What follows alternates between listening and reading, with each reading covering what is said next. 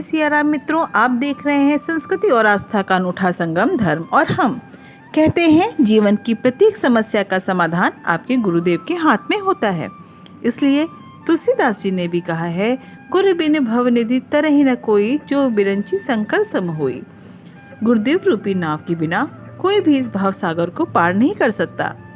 ऐसे ही जब आजमगढ़ के एक भक्त पंचम लाल जी की नैया अधर में फंसी तो देखिए गुरुदेव ने उसे कैसे पार लगाया। श्री पंचम लाल जी देवराहा बाबा के पुराने भक्तों में से एक थे। पंचम लाल जी को आजमगढ़ में एक कपड़े की दुकान थी। घर में प्रभु कृपा से किसी भी चीज़ की कोई कमी नहीं थी। बात सन 1980 की है। उनका स्वास्थ्य कुछ खराब हो गया, जो दिन प्रतिदिन बिगड़ता ही चला गया। अच्छे से अच्छे डॉक्टर भी उनका मर्ज पकड़ नहीं सके, तो उन्हें लखनऊ के मेडिकल कॉलेज भेज दिया गया। यहाँ रिपोर्ट्स में पता चला कि उन्हें कैंसर था। ये घटना सन 1980 की है और उस समय कैंसर को लाइलाज समझा जाता था। उस समय तक मेडिकल साइंस ने इतनी तरक्की भी नहीं की थी, इतनी आधुनिक चिकित्सा प्रणाली भी नहीं थी। डॉक्टरों ने फिर भी पंचम लाल जी को ठीक करने का आश्वासन दिया और भगवान पर भरोसा रखने को कहा, किंतु उन्हें इलाज से कोई फायदा नहीं हो रहा था। स्वास्थ्य दिन प्रतिदिन गिरता ही चला जा रहा था। इसलिए भक्त पंचम लाल जी को टाटा इंस्टीट्यूट ऑफ कैंसर में भर्ती कराया गया, किंतु वहाँ डॉक्टरों ने जवाब दे दिया और बताया कि पंचम लाल जी का कैंसर उनकी भोजन की नली से होता हुआ उनकी गर्दन व उनके चेहरे के लेफ्ट साइड को क्षतिग्रस्त कर रहा है। धीरे धीरे उनका चेहरा भी विकृत हो रहा था। डॉक्टर ने बताया कि पंचम लाल जी का कैंसर अब लास्ट स्टेज का है, जिसके कारण वह 3 महीने या अधिक से अधिक 6 महीने तक ही जीवित रह पाएंगे। पंचम लाल जी निराश होकर घर लौट आए और दिन रात इसी चिंता में रहते थे कि आखिर उनके बाद इस घर परिवार का क्या होगा। ये कैंसर रूपी मृत्यु उनके सामने नाच रही थी। सब तरफ से हार कर पंचम लाल जी अपने गुरुदेव श्री देवराहा बाबा सरकार की शरण में गए।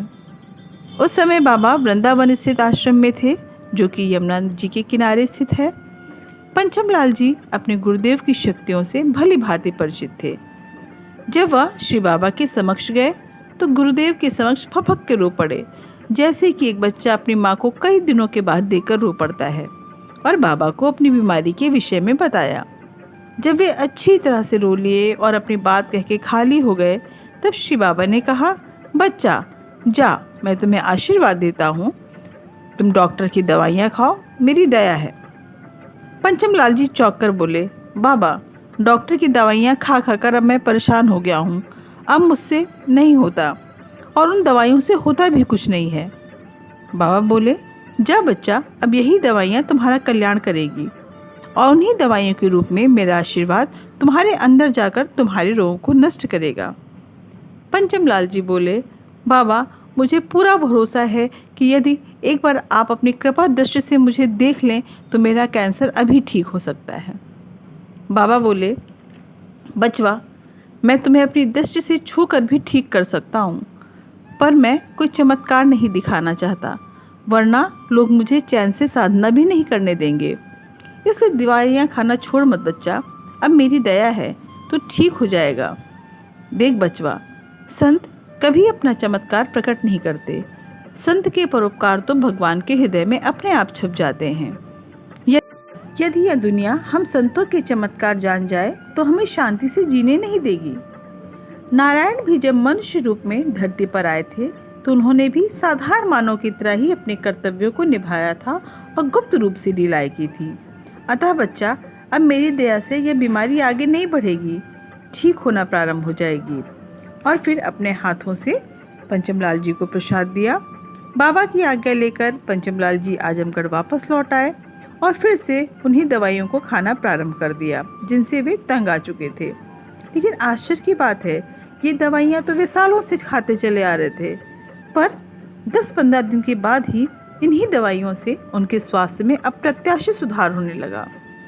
टाटा इंस्टीट्यूट के डॉक्टर भी हैरान थे कि आखिर क्या हुआ।